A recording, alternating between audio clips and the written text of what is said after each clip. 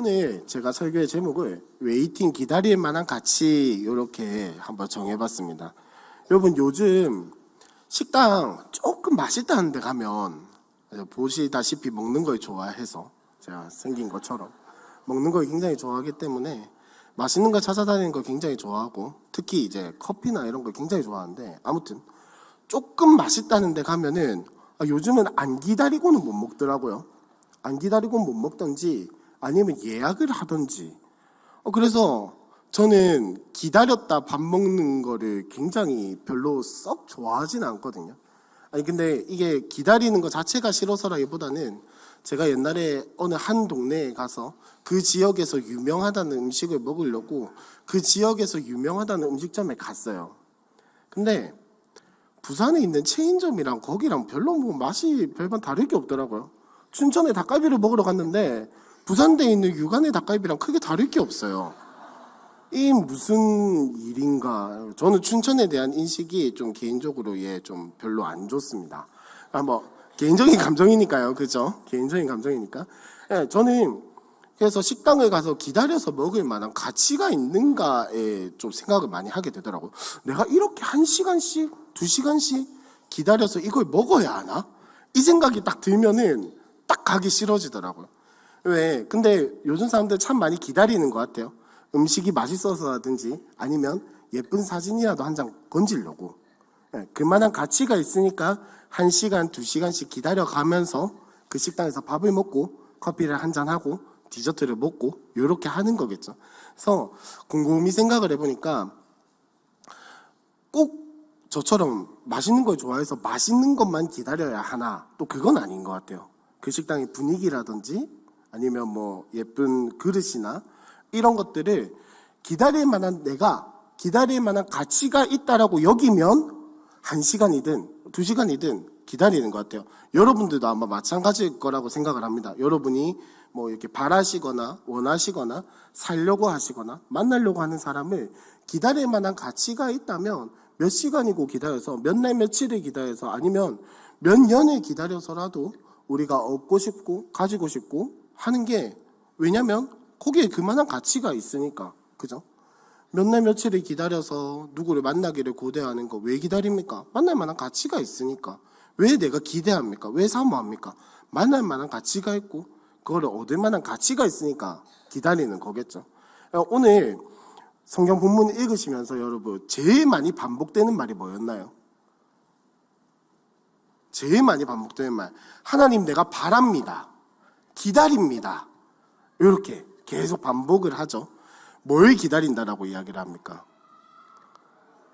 용서, 뭐 하나님의 말씀, 뭐 등등등등 많이 기다린다고 되어 있는데, 오늘 이 시편을 쓴 시인이라고 할게요. 지금부터 이 시인이 무엇을 기다리는지, 왜 기다리는지, 이게 기다릴 만한 가치가 있는지 그 이야기를 한번 나눠보려고 합니다.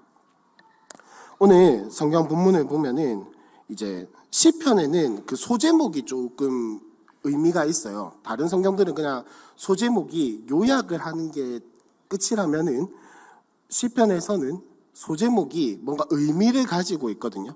오늘 시편 130편의 소제목을 보니까 뭐라고 돼 있나요? 보통 작고 얇은 성경에는 소제목이 잘 안 들었어요. 크고 두꺼운 성경에 많이 소제목이 들어있는데, 오늘 성경에 보니까 성전에 어떻게 가는? 올라가는 노래라고 되어 있죠. 근데 사실 시편에서 이 소제목이 의미가 있기는 한데 정확하게 이게 무슨 말인지는 다 알 수는 없어요. 무슨 말이냐면 이 성경에 쓰여진 게 성전에 올라가는 노래라고 되어 있기는 한데 이게 도대체 언제 성전에 올라갈 때 부르는 노래인지, 어떻게 부르는 노래인지 뭐 아무런 배경 지식이 안 남아있다라는 거죠. 근데 추측을 해보건대 적어도 이 성전에 올라가는 노래라는 제목이 붙은 이 시편은 어떤 상황에서 부르는 노래냐, 예배 드리러 갈 때, 성전에 제사 드리러 갈 때 부르는 노래라는 겁니다. 여러분들이 구서역에서 셔틀을 타고 교회로 오는 동안 차 안에서 울려 퍼지는 노래, 여러분들이 흥얼거리시는 찬양, 뭐 요 정도의 의미가 되겠네요. 그냥 성전에 예배하러 올 때, 제사 드리러 올 때 특별히 특별히 그때 당시에는 큰 절기를 지키려면은 예루살렘으로 반드시 가야 했어요. 6월절을 지킨다든지 이럴 때 예루살렘으로 가야 했는데, 그때 먼 곳에서 오는 사람들이 있을 거잖아요. 곧 설날인데 이제 여러분들도 먼 곳으로 가시는 분들이 있으시겠죠. 그때 보통 뭐 들으세요? 찬양 들으세요? 가요 들으세요? 아니면 라디오 들으세요? 하여튼 뭐가 됐든 여러분들이 생각하는 명절에 고향 갈 때 부르는 노래, 뭐 요 정도가 될 것 같습니다. 그러니까 성전에 올라가는 노래라고 한다면 내가 하나님을 만나러 가는 길, 내가 하나님께 제사를 드리러 가는 길에 부르는 노래다라는 거죠. 이게 육적인 의미로만 이런 것이 아니라 영적인 의미로도 이게 우리한테 와닿을 것 같아요. 시편에 보면은 성전에 올라가는 노래가 약 10개 정도 있는데, 이 노래들의 내용을 살펴보시면은 항상 하나님을 만나는 것을 기대를 하고 있어요. 하나님을 만나는 것을 고대를 하고 있고, 내가 성전에 올라가서 하나님께 예배 드리는 것을 굉장히 기뻐하고 감사하고, 때로는 하나님 앞에 부끄러움도 느끼면서, 때로는 하나님 앞에 참회하면서 나아가는 노래들이 이 성전에 올라가는 노래인데, 오늘 시편 130편은 여러분 감사입니까? 찬양입니까? 기쁨입니까? 슬픔입니까? 회개입니까? 어떤 류일까요? 한번 보시면 어떤 류일까요? 기대? 소망? 오늘 우리가 읽은 이 130편은 참회하는 거에 가깝습니다. 하나님, 내가 죄를 범했습니다. 죄를 지었습니다. 잘못했습니다. 내가 하나님께 돌아가고 싶습니다. 라고 이야기를 하는 것에 가깝다라는 거죠. 근데 특이한 건 뭐냐면은, 하나님, 내가 뭘 잘못했습니다는 안 나와요. 심지어는 내가 하나님 앞에 잘못했다고도 안 해요. 그럼 뭘 이야기를 하고 있냐? 하나님, 나를 용서해 주세요. 라고 이야기를 하고 있어요. 4절에 보면, 그러나 사유하심이 주께 있음은 이라고 이야기를 하고 있죠. 요 사유한다라는 것이 용서한다라는 것이라고 생각을 하시면 될 것 같습니다. 즉, 이 시편을 쓴 시인은 뭘 기다리고 있냐? 하나님, 나를 용서해 주십시오. 하나님이 나에게 베풀어 주신 용서와 자비를 내가 기다립니다. 라는 거를 이야기를 하고 있는 거예요. 그러니까 성전에 올라가면서 예배드리러 가면서 왜 유독 그런 날 있잖아요. 괜히 막 일주일 동안 잘못했던 거 막 생각나고, 괜히 막 나오기 전에 누구랑 싸웠던 거 기억나고, 괜히 어제 거짓말했던 거 생각나고, 괜히 어제 뻗팅겼던 거 막 생각나고, 괜히 이번 주 묵상 못했던 거 생각나고, 괜히 이번 주 기도 못했던 거 생각나고, 그럴 때 성전에 올라가면서 부르는 노래가 바로 이런 노래다라고 할 수가 있겠죠. 하나님, 용서해 주십시오. 하나님의 자비를 구합니다. 그래서 오늘 이 시편을 쓴 시인은 성전에 올라가면서 하나님이 나를 용서해 주실 것을 기다리고 바라고 하나님 앞에 용서를 구하는 노래다라고 할 수가 있겠습니다. 그래서 오늘 우리가 읽은 이 본문은 시편이잖아요. 그죠? 시란 말이에요.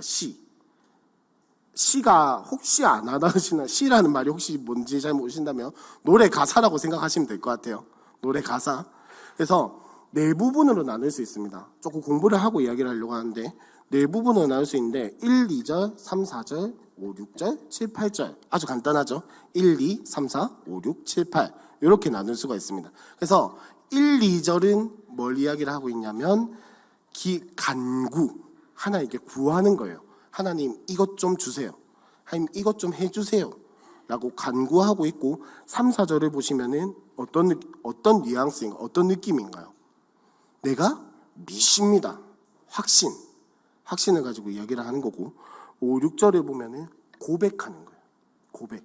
하나님, 나에게 이렇게 해주신 것에 대해서 내가 감사합니다. 이렇게 고백을 하는 것이고, 마지막 7, 8절은 권면하는 거예요. 이 시편을 쓴 사람이 누구한테 권면을 하는 거예요. 이렇게 너도 했으면 좋겠다 라고 누구한테 이야기를 하고 있습니까? 이스라엘 백성들한테 너희도 이렇게 했으면 좋겠다 라고 이야기를 하는 게 오늘 시편의 구조예요. 자, 그러면 1, 2절을 한번 보시면 이 시편을 쓴 시인이 무엇을 기도를 하고 있습니까? 아까 다 이야기했죠. 하나님, 나를 어떻게 해주세요? 용서해 주세요. 하나님, 나를 용서해 주세요라고 기도를 하고 있습니다. 근데 성경에서 보면은 보통 내가 깊은 곳에서 주를 부르 아뢰입니다, 이런 이야기가 많이 나오죠. 제가 오늘 다 발음이 참 안 되네요. 양해해 주세요. 깊은 곳에서 주를 불러 아뢰입니다. 뭐 주를 부릅니다. 내가 깊은 곳에서 뭐 신음합니다. 이런 이야기들이 성경에 많이 등장을 하고 특별히 시편에 많이 등장을 하거든요. 이 깊은 곳에 있다라는 거는 여러분 쉽게 생각하시면 여러분들이 물 깊은 곳에 있다고 생각을 하시면 됩니다. 그런 이미지라고 생각을 하시면 돼요. 깊은 곳에 있다라는 게 뭐 다른 이미지가 아니라 물 저 깊은 곳에 있으면은 혹시 여러분 심해어를 사진으로 보신 적이 있나요? 심해어. 오늘 진짜 턱이 안 움직이네요. 심해어 보면은 진짜 괴상하게 생겼어요. 차마 이 예배 시간에 사진으로 띄우기엔 너무 좀 해기망측하게 생겨서 뭐 제 얼굴도 마찬가지입니다만 어쨌든 심해어를 보면은 굉장히 해기망측하게 생겨가지고 이게 물고기가 맞나 싶을 정도로 이게 세상에 존재하는 생물이 맞나? 이거 CG 아니야? 컴퓨터 그래픽 아니야? 싶을 정도로 이상하게 생겼어요. 근데 어떤 물고기는 투명한 물고기도 있어요. 내장까지 투명한 뼈만 보이는 탈색된 것 같은 그런 물고기는 있는데 왜 그렇게 살아가냐? 왜 걔네가 그렇게 생겼냐라고 과학자들이 분석을 해봤을 때 뭐였냐면 심해는 햇빛이 안 되잖아요. 그죠? 햇빛도 안 들고 그 다음에 물의 무게도 그러니까 우리가 공기의 압력을 기압이라 하듯이 물의 압력, 수압이 있기 때문에 걔네는 그렇게 생겨 먹어야만 살아갈 수 있다라는 거예요. 말이 좀 그랬나요? 걔네는 보면 어떤 물고기는 눈에 검은 게 없어요. 다 흰색만 있어요. 그렇게 해야만 보인다라는 거예요. 우리가 생각하기에는 눈에 눈이 있고 이렇게 흰 자위가 있고 검은 자위가 있어야 잘 보이고 살아갈 수 있다라고 생각하는데 심해어들은 그게 아니래요. 왜? 거기서 나름대로 살아가는 방법에 따라서 변화가 된 거예요. 무슨 말이냐면 수압이 굉장히 영향을 많이 미친다라는 거예요. 쓸데없는 이야기까지 해버렸는데 수압이 굉장히 영향을 많이 미친다. 여러분 물속 깊은 곳에 한번 내려가 보시면 귀가 먹먹해지면서 귀가 아프잖아요. 그러니까 그런 것처럼 이 시편을 쓴 사람은 내가 그 물 깊은 곳에서 수압 때문에 보이지 않는 것 때문에 막 고통스러워하는 그 상황에 내가 있다라는 거예요. 무슨 말입니까? 이 시를 쓴 사람은 지금 굉장히 어떤 고통, 뭔지는 정확하게 모르지만 어려움, 슬픔, 힘듦을 겪고 있다라는 거예요. 그 가운데에서 이 시인이 원하는 것은 뭐냐? 하나님, 간절히 내가 부르짖습니다. 하나님, 내 소리를, 내 기도를 들어주십시오. 내가 하나님께 간절히 부르짖습니다. 라고 하면서 그 뒤에 보면 뭘 구하고 있습니까? 사유하심을 구하고 있거든요. 하나님의 용서를 구하고 있다라는 겁니다. 하나님의 용서를 구하고 있어요. 그래서 3, 4절로 넘어가면 확신이 하나가 있습니다. 간구하는데 확신이 하나가 있어요. 뭘 간구하냐? 용서를 간구하는데 분명한 확신이 있습니다. 보시면 3절에 여호와여 주께서 죄악을 지켜보실진데 주여 누가 서리이까? 라고 이야기를 하고 4절에 보니까 그러나 사유하심이 주께 있으면 주를 경외하게 하심이니이다 라고 합니다. 이거를 제가 말이 어렵잖아요. 그죠? 메시지 성경을 한번 찾아봤는데 메시지 성경에서 뭐라고 이야기를 하냐면 한번 잘 들어보세요. 주여 턱이 움직이게. 네. 하나님 사람의 과오를 주께서 일일이 책망하시면 살아남을 자 누구이겠습니까? 그러나 주님은 용서가 몸에 밴 분이니 주께서 경배받으시는 까닭입니다. 라고 이야기를 한 번 더 읽어볼게요. 하나님 사람의 과오를 주께서 일일이 책망하시면 살아남을 자 누구이겠습니까? 그러나 주님은 용서가 몸에 밴 분이시니 주께서 경배받으시는 까닭입니다. 라고 이야기를 하고 있습니다. 이 3, 4절의 내용이 뭐냐면은 하나님이 일일이 죄를 다 따지고 너 이거 잘못했지 이거 잘했지 이런 걸 다 따지고 들면은 하나님 앞에서 살아있을 사람이 누가 있겠냐라는 거예요. 여러분 그 이집트에 있을 때 이스라엘 백성들이 이집트에 있을 때 한번 생각을 해보세요. 10가지 재앙 중에 마지막 재앙이 뭐였죠? 장자가 죽는 거였어요. 하나님이 이스라엘 백성한테 뭐라고 이야기를 하시냐면 문설주에다가 피를 발라라 라고 이야기를 하시면서 네가 문설주에 피를 바르지 않으면 어떻게 된다라고 했습니까? 장자가 죽게 될 것이다 라고 이야기를 하시죠. 그 말을 뒤집어서 여러분 간단하게 생각하지 말고 조금 뒤집어서 생각을 해보면 이스라엘 백성이라 할지라도 문설주에 어린 양의 피를 우슬초로 바르지 않으면 어떻게 된다? 죽는다라는 거예요. 죽는다라는 거예요. 하나님은 이스라엘 백성을 살리실 때, 그 장자를 살려주실 때 뭘 보고 살려주셨냐? 문설주에 있는 어린 양의 피, 우슬초로 바른 어린 양의 피를 보고 살려주셨단 말이에요. 그러니까 이스라엘 백성이 잘해서 살려준 게 아니에요. 그들이 뭔가를 뛰어나게 막 하나님 앞에 도덕적으로 혹은 율법적으로 잘해서 살려주신 게 아니에요. 하나님이 시키신 대로 한 그것만 보고 살려주신 거예요. 그거 아니었으면은 이스라엘 백성들도 애굽 백성들이랑 똑같이 장자들은 다 죽었단 말이에요. 하나님이 보시기에는 이스라엘 백성이라 할지라도 순종하지 않는 사람, 하나님 말씀을 따라가지 않는 사람, 하나님 관점으로 살아가지 않는 사람들은 사실은 그 사람들에게 정말 죄송한 말씀이지만 하나님이 보시기에는 똑같다라는 거예요. 믿지 않는 사람, 애굽 사람들이랑 다를 바가 없다라는 겁니다. 10가지 재앙에서도 마찬가지였어요. 하나님 말씀에 순종하지 않았다면 문설주에 어린 양의 피를 우슬초로 바르지 않고 대충 그냥 대충 바르면 되지 이렇게 했던 사람들은 이스라엘 백성, 이스라엘의 혈통을 가지고 있다 할지라도 애굽 사람이랑 다를 바가 없었다는 말입니다. 그러니까 하나님이 일일이 다 따지고 드시면은 우리 중에 살아남은 사람이 누가 있겠냐라는 거죠. 우리 중에 하나님 앞에서 용서를 구할 만한 사람이 누가 있겠냐라는 겁니다. 우리 중에 예수 믿고 구원받을 만한 사람이 누가 있겠냐고요. 그런 거 다 따지고 들면은. 근데 하나님은 우리를 어떻게 구원해 주셨습니까? 이스라엘 백성을 어떻게 구원해 주셨죠? 문설주에 바른 어린 양의 피. 잘한 거 아니거든요. 시키는 대로 한 거예요. 우리도 마찬가지입니다. 하나님이 주신 그 믿음을 가지고 살아가는 사람들은 하나님이 구원해 주세요. 그 사람의 어떠한가는 상관없이. 저 또한 마찬가지고요.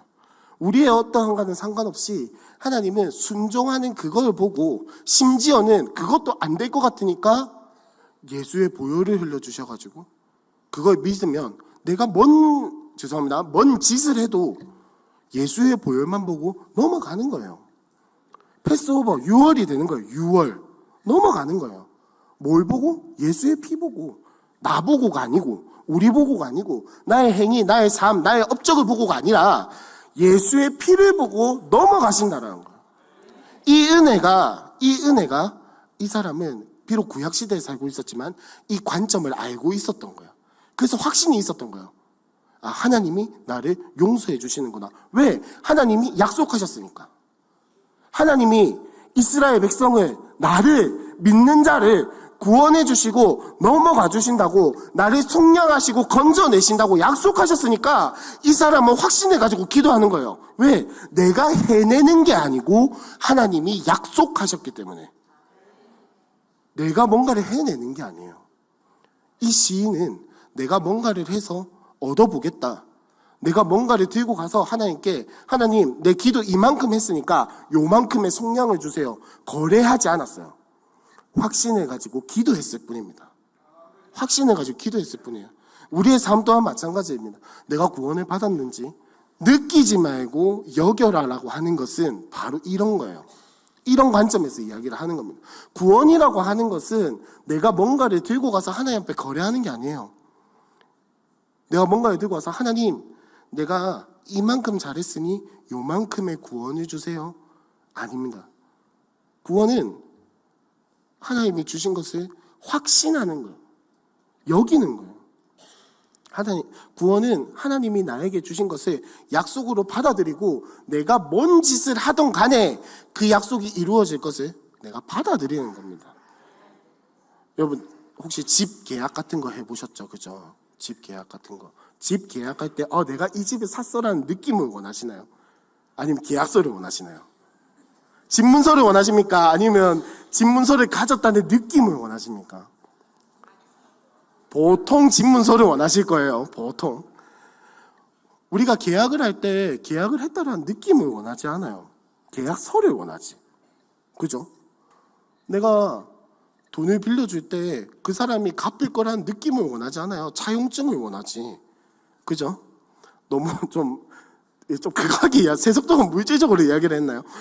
구원도 마찬가지라는 겁니다. 하나님이 나에게 주신 그 약속을 내가 받아들이는 거예요. 그 계약서가 이거잖아요. 이거 성경이잖아요. 하나님이 계약서에 써주셨단 말이에요.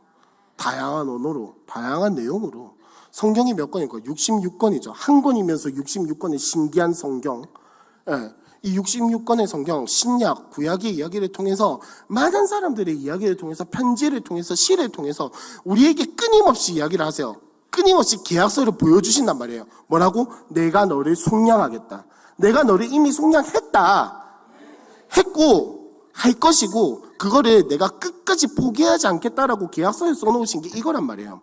시인은 구약의 관점에서 이걸 알고 있었다라는 겁니다.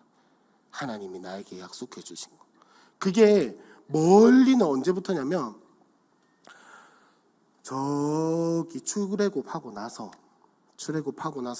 하나님이 본격적으로 이스라엘 백성과 딱 계약같이 그들의 눈높이에서 약속을 딱 맺어주시거든요. 물론 아브라함 때도 있지만 그게 뭐냐? 시내산에서 약속을 한 겁니다. 그거부터 시작해가지고 또 뭐 해줍니까? 그리심산, 에발산에 가가지고 그리심산에서 축복을 선포하고 에발산에서 저주를 선포하고 그것도 모자라가지고 왕을 주시고 그것도 모자라가지고 포로로 잡혀갔다 돌아오는 거 다 이야기해 주시고 심지어는 보면은 다리오 왕 때 돌아오게 될 거라고 다리오라는 이름까지 주세요. 근데 이스라엘 백성도 어떻게 했습니까? 느끼려고 하다가 망한 거예요. 여기는 것이 아니고. 하나님이 친히 약속하셨는데 그걸 자꾸 느끼려고 하다가 망한 거예요. 왜? 약속의 내용을 믿지 못했거든요.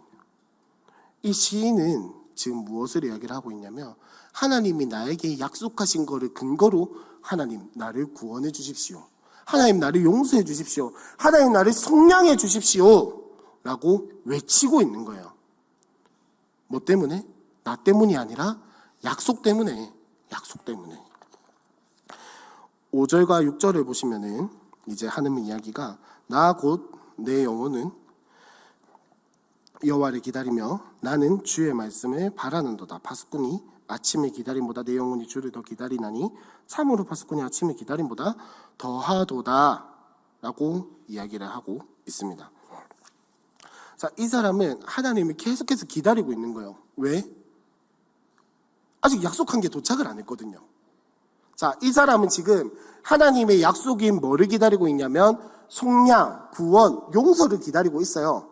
근데 이 사람이 정확하게 어떤 상황인지는 모르겠지만 아직 그게 도착을 안 한 거예요. 아직 자기의 문제나 이런 것들이 해결이 안 된 거죠. 해결이 될 때까지 자기는 기다리겠다. 나는 기다리고 또 기다리고 몇 날 며칠이 걸려도 몇 달이 걸려도 몇 년이 걸려도 하나님 나는 어떻게 하겠습니다? 기다리겠습니다. 라고 기도를 하고 있는 겁니다. 자, 여러분 이렇게 보통 우리가 기다릴게요 라고 할 때 기다린다 라고 할 때 의심하면서 기다리시는 분 잘 안 계시죠?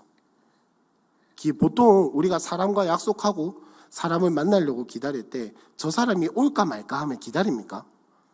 전화 오면 나가야지 보통 이러죠. 예를 들어서 제가 저기 세연이라는 친구를 한 학기에 한 번은 꼭 학교에 데려다 주거든요. 저 친구 학교가 사천이라서 한 학기에 한 번은 꼭 데려다 주려고 노력하고 있는데 제가 약속을 했어요. 야, 이번 주에 데려다 줄게. 이랬을 때 제가 저를 의심한다면 밖에 나와서 기다릴까요? 집에 있겠죠. 오든가 말든가 이러면서 전화 오면 나가는 거고 아니면 마는 거지. 이러고 그러겠죠. 근데 저를 믿는다면 제가 정확하게 약속한 시간에 약속된 장소에 도착할 거다라고 한다면 저 친구는 어떻게 할까요? 나와서 기다리겠죠. 나와서 기다리든지 아니면 짐을 다 싸놓고 이제 도착했다는 전화만 오면 바로 나갈 수 있도록 기다리고 있겠죠. 기다린다라고 하는 거는 약속이 이루어질 것을 전제로 기다리는 거예요. 여러분들도 뭔가를 기다리실 때 그게 나한테 오든지 아니면 내가 누구를 만나든지 하여튼 나에게 뭔가 확실함이 있을 때 기다리는 거잖아요. 당장 눈에 보이지 않아도 당장 느껴지지 않아도 당장 내가 뭔가 해낼 수 없어도 확신하기 때문에 기다리는 거죠. 이 시인도 마찬가지라는 겁니다. 하나님이 나에게 약속하신 구원, 속량, 용서를 주실 것을 확신하기 때문에, 그게 내가 분명하게 믿기 때문에 아까 앞에서 고백한 것처럼 하나님이 약속하신 것을 나에게 반드시 줄 거기 때문에 눈앞에 보이지 않아도 지금 내 상황은 전혀 나아진 게 없어도 나는 여전히 기쁜 곳에서 고통하고 신음하고 있어도 기다리는 겁니다. 왜? 약속하셨으니까. 나는 그 약속을 믿으니까. 여러분, 기도 왜 하시나요? 너무 도발적인 질문이었나요? 분위기가 이렇게 심각해질 거라고 생각도 못했는데, 기도 왜 하시나요? 자, 모범적인 대답은 하나님이 들으실 거기 때문에, 그죠? 하나님이 내 기도를 들어주실 것이기 때문에 우리가 기도하는 거잖아요. 기도 안 들어주실 것 같다 이러면 여러분 기도하실래요? 하나님이 여러분에게 이렇게 말씀하세요. 기도를 들어줄 수도 있고 안 들어줄 수도 있는데, 이렇게 이야기하시면 여러분 기도하실래요? 하는 사람도 있고 안 하는 사람도 있겠죠. 하나님이 여러분에게 기도를 하라고 말씀하실 때 내가 그 기도 되면 들어주고 뭐 안 되면 어쩔 수 없다 이렇게 이야기하시면 여러분 이렇게 사생결단하면서 이 금요일 밤에 오셔서 기도하실랍니까? 저라면 좀 고민해 볼 것 같아요. 기도를 할지 말지 좀 고민해 볼 것 같아요. 마찬가지로 우리가 기도를 왜 합니까, 여러분? 여러분이 기도를 왜 하세요? 왜 기도하시냐고요? 확신 없이 기도하시는 거, 하나님이 내 기도를 들어주실까 말까라고 기도하는 거, 죄송하지만은 시간 낭비입니다. 그럴 거면 그냥 집에 가서 쉬는 게 낫지 않을까요? 아리까리 하면서 하나님이 내 기도를 들으실까? 하나님이 내 기도에 응답해 주실까? 무슨 말이냐면 하나님이 반드시 내 기도에 응답해 주신다라는 거예요. 이거에 대한 확신이 없으면 죄송하지만은 기도에 대한 이해가 부족한 겁니다. 기도하시면 하나님은 반드시 응답하세요. 내 시간이 아닐 뿐이지. 변명하는 게 아니고 하나님 입장에서 내가 하나님을 변호하기 위해서 하는 소리가 아니라 그냥 그래요. 기도할 때 내 시간이랑 다를 뿐이지, 내 뜻이랑 다를 뿐이지, 내가 원하는 결과값이랑 다르게 흘러갈 뿐이지, 하나님은 가장 좋은 때에 가장 선한 방법으로 반드시 응답하십니다. 근데 그게 아닌 것 같아 보이는 거는 둘 중에 하나예요. 때가 아니거나 내 생각이 잘못됐거나. 자, 이렇게 예를 한번 들어봅시다. 제가 아까 저 세연이라는 친구를 계속 예를, 괜찮지? 네. 데려다 준다라고 했어요. 데려다 줄게 라고 했어요. 근데 저 친구는 환상을 품고 있는 거예요.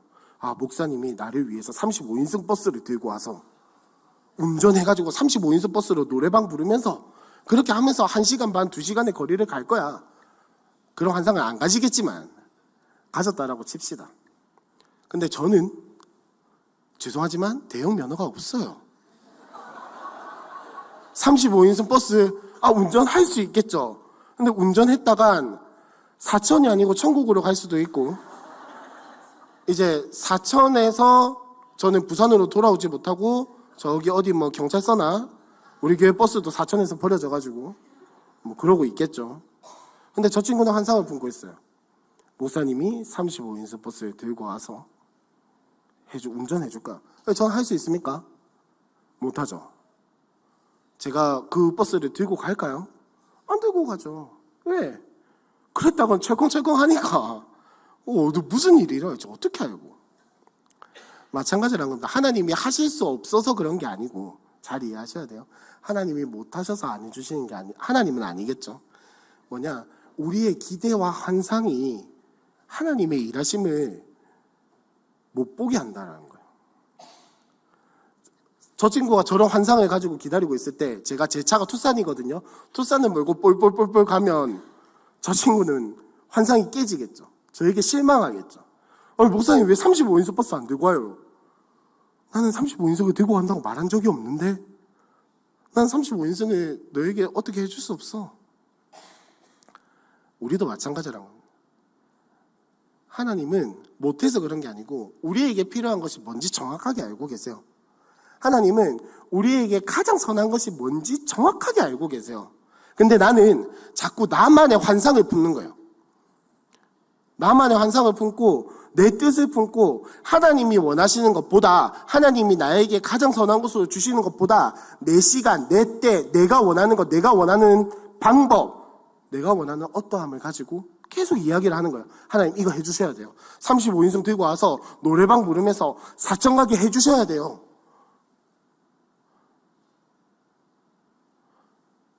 우리의 기도가 바로 그렇다라는 거예요.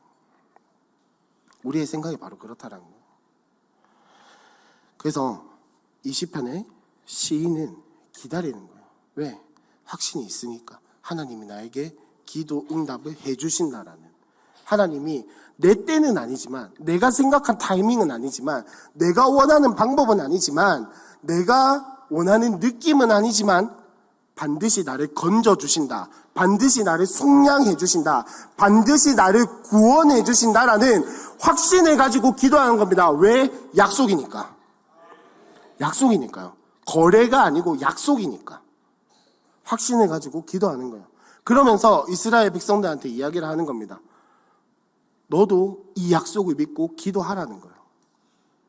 더 이상 하나님과 거래하려고 하지 말고, 더 이상 하나님을 이방신과 같이 여기지 말고, 더 이상 하나님을 너의 방법으로 재고 따지고 판단하지 말고 약속을 믿고 기도하라는 겁니다.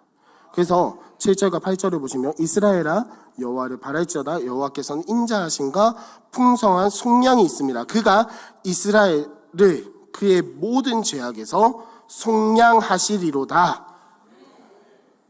그가 이스라엘의 모든 죄악에서 어떻게 하신다고요? 속량하시리로다. 이 시를 쓴 상황이 정확하게 어떤 상황인지는 잘 모르겠습니다. 무슨 말이냐면 이스라엘 백성들이 한두 개의 고난을 겪어왔어요. 통일왕국에서 잘 살고 있다가 나라가 분열하고 같은 민족이었던 사람들이 서로 죽이듯이 싸우고 때론 협력하기도 했다마는 하나 여호와를 섬기던 그 신앙에서 벗어나가지고 우상숭배하고 앉아있고 분열왕국이 된 뒤에는 어떻게 됩니까? 잘 살았어요? 아니죠. 두 나라 다 시기는 달랐지만 두 나라 다 아수르와 바벨론에게 멸망하고 심지어 남유다는 포로로 잡혀가가지고 70년을 살다가 돌아왔어요. 돌아왔는데 하나님 잘 믿었습니까? 아니죠. 성전 짓다가 말고 또 지으려고 하니까 사방천지에서 날리고 성벽 지으려고 하니까 사방천지에서 또 공격해와가지고 성벽 못 짓게 만들고 또 그 뒤에는 괜찮았습니까? 아니죠. 말라기 이후에 성경에 나오지는 않지만은 그 사람들 결국 어떻게 됐습니까? 로마의 압제에서 허덕이면서 살게 되고 그게 예수님 시대까지 이어져 오잖아요. 잘 살았습니까? 아니요. 못 살았어요. 무슨 말을 하고 싶은 거냐면 이 시편에 시인이 정확하게 어떤 상황에서 이 시편을 썼는지는 잘 모르겠습니다. 하지만 이 사람이 이스라엘에게 하고 싶은 말은 뭐냐면은 너희가 하나님께로 돌아오면 하나님은 반드시 속량하실 것이다. 너희가 여호와를 바라고 여호와를 기다리고 확신을 가지고 기도한다면 하나님은 반드시 너희를 속량할 것이다. 이 시인은 기다릴 만한 가치가 있었다는 걸 안 거예요. 기도하면서 당장 눈앞에 보이진 않지만, 기도하면서 당장 느껴지진 않지만, 기도하면서 당장 해결되지는 않지만, 그래도 내가 기도하면서 기다릴 만한 가치가 하나님께 구원의 속량에 있다라는 것을 안 거예요. 왜? 반드시 이루어질 거니까. 구원이 반드시 이루어질 거니까. 이 문제가 정확하게 뭔지는 모르겠지만 반드시 하나님이 이 고통, 이 기쁜 곳에서 나를 끌어올려 줄 것을 알기 때문에 거기에 반드시 이루어진다라는 기다릴 만한 가치가 있었기 때문에 기다리면서 기도하고 있었던 거예요. 여러분, 감히 한번 도전해 봅니다. 여러분은 가치를 알고 기도하십니까? 가치를 알고 기다리고 계세요? 기도하면서 끈질기게 버팅기고 붙들고 기도하고 계시냐는 질문입니다. 여러분들이 기도 안 하신다는 그런 말을 하고 싶은 게 아니고 우리가 기도하면서 기다릴 때 가장 우리의 마음에 짐이 되고 무거운 게 뭡니까? 기도 언제 이루어지지? 하나님 언제 나한테 1,000,000원 주시지? 하나님이 언제 나에게 집을 주시지? 하나님이 언제 나에게 자동차를 주시지? 이렇게 웃으면서 이야기를 했지만 절대 가볍게 이야기할 것도 아니라는 것도 알아요. 하지만 감히 한번 도전해 봅니다.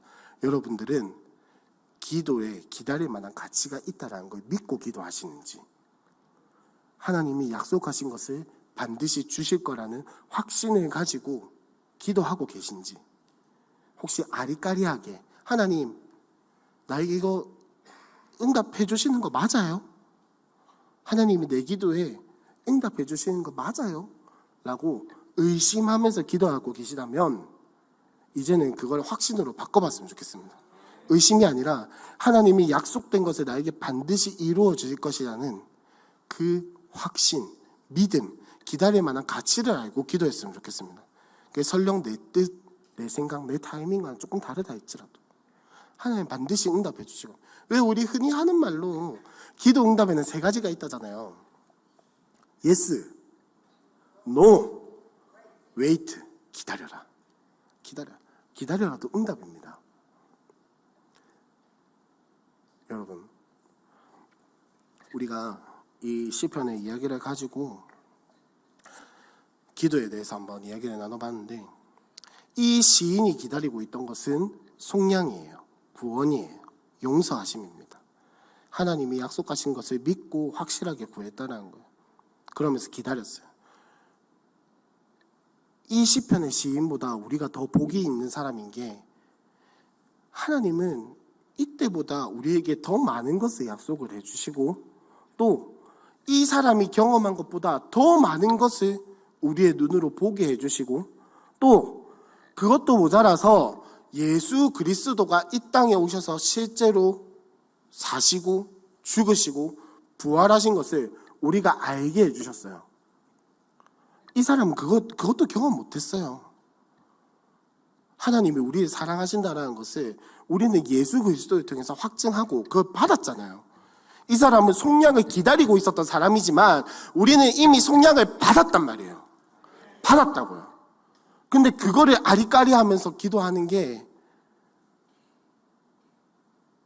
과연 하나님이 기뻐하실지, 과연 하나님이 우리의 기도를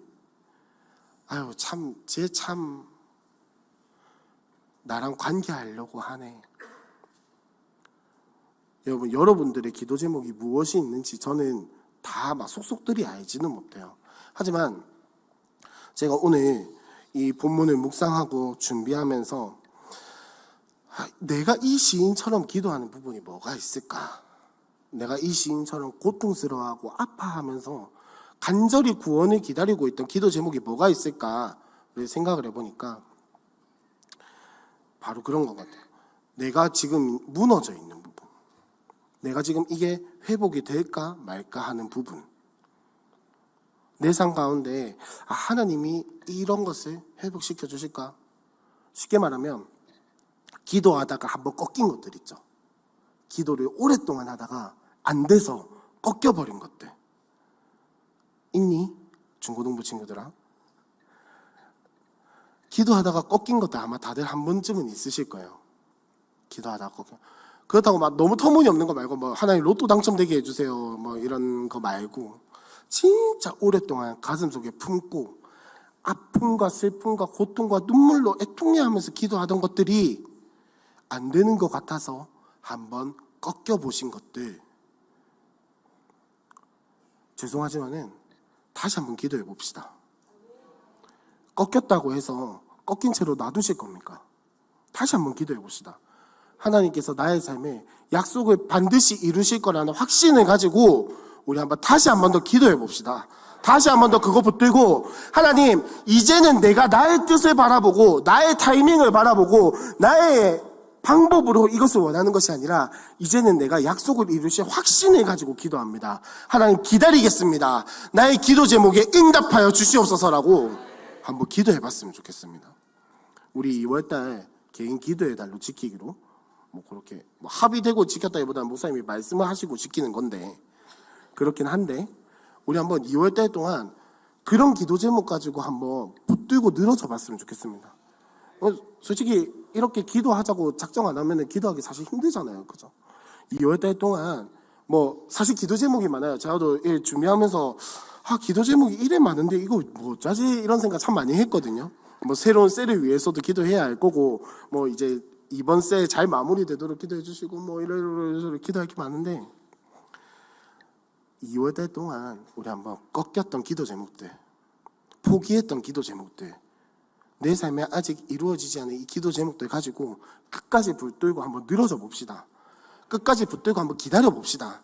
끝까지 붙들고 한번 기도해 봅시다. 그때 하나님이 분명히 말씀하실 겁니다. 내가 너의 기도 제목에 응답해 주겠다라고. 이 시인이 기다리고 바랐던 것처럼 아침이 분명히 올 거란 말이에요.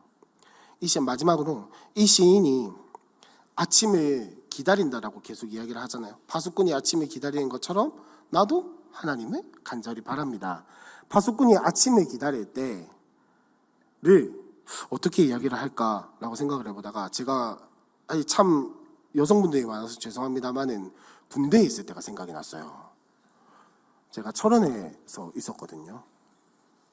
철원에 한겨울이 되면 어떤 느낌이냐면 옷을 아무리 껴입고 나가도 있잖아요. 이 옷을 통해서 찬 기운이 스멀스멀 들어오는 게 느껴져요. 거짓말 같죠? 진짜예요. 정말 죽을 정도로 추웠어요. 특히 새벽에 밤 근무 나갔을 때, 유병서 나갔을 때 2시간을 기다렸거든요. 2시간을 기다리는데 절레절레 하시는 분들도 계시네요. 2시간을 서 있는데 정말 춥고 할 거 없고 잠 오고 새벽 2시에 일어나서 한번 가보세요. 그 시간이 제일 싫거든요. 근데 그 시간을 어떻게 버티겠습니까? 4시가 되면 내 다음 근무자가 올 것이라는 확신. 내 다음 근무자가 4시에 도착한다. 유병수 근무자가 반드시 올 것이다. 이 확신 가지고 기다리는 거죠. 아무리 춥고 아무리 어렵고 아무리 시간이 안 가고 아무리 고통스러워도 그것만 붙들고 하는 거예요. 그래서 어떻게든 막 안 추워 보려고 뭐 뛰기도 하고요. 막 발 동동 구르기도 하고 오만 방법을 다 쓰면서 기다려요. 왜? 내 다음 근무자가 올 거니까. 아침에 기다리는 것도 마찬가지잖아요. 여러분 잠이 안 와서 밤새 보신 적 있으시죠? 그때 아침에 어떻게 기다립니까? 내가 뭐 막 이렇게 막 뛰고 뭐 하고 뭐 하다 보면 아침이 빨리 오나요? 시간이 빨리 가나요? 아니죠. 시간은 똑같이 흘러가요. 해는 뜰 때 떠요. 다만 내가 그걸 빠르게 느끼느냐, 지루하게 느끼느냐, 그 차이일 뿐이지 내가 뭘 어떻게 한다고 해서 아침은 빨리 오는 게 아닙니다. 그냥 때가 되면 오는 거예요. 아침을 왜 기다립니까? 아침이 올 거니까. 파수꾼이 아침을 왜 기다리겠습니까? 이 아침이 되면은 나의 이 파수 임무가 끝날 거니까 기다리는 거죠. 우리도 마찬가지입니다. 하나님은 반드시 응답하실 거예요. 반드시 여러분들의 기도 제목에 응답하실 것이고 그게 예스든 노든 웨이트든 뭐든 가장 선한 때 가장 좋은 방법으로 하나님이 응답해 주실 거예요. 우리는 어떻게 해야 하냐? 기도하면서 기다려야죠. 기도하면서 기다려야죠. 어떻게? 지루하게 느끼는 것이 아니라 아리까리해야 하는 것이 아니라 하나님 언제들을 불평하는 게 아니라 하나님이 반드시 이루어 주실 것이라는 믿음, 확신을 가지고 우리가 기도하면서 나아갔으면 좋겠습니다. 우리 함께 기도했으면 좋겠습니다. 2월달 동안 계속해서 기도하면서 하나님 내 방법, 내 생각, 내 뜻, 내 타이밍 내려놓고 하나님의 약속을 바라보고 기도하게 하여 주시옵소서. 하나님의 약속을 근거로 해서 기도하게 하여 주시옵소서. 이제는 내 생각, 내 방법, 내 뜻 다 내려놓고 약속의 근거에서 기도하오니 주님 나의 기도에 응답하여 주시옵소서라고 우리가 기도하면서 이 2월달을 보냈으면 좋겠습니다. 우리 마지막으로 제가 사실 성경 구절 뭐 이거 띄워달라 저거 띄워달라 이랬는데 방송실에서 지금 하나도 안 띄웠건 제가 하나도 띄워달라고 하지 않았으니까 섭섭할 것 같으니까 우리 골로새서 1장 13절 14절의 말씀만 함께 다 같이 읽고 기도하도록 하겠습니다. 다 같이 한번 읽어보겠습니다. 시작.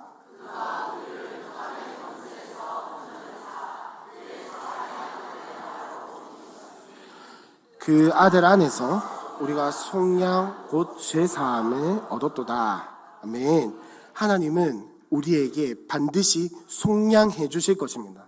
우리 이미 속량하셨고 여러분들의 앞으로의 삶 가운데에서도 이 속량을 계속해서 해 주실 거예요. 이루어 가실 거예요.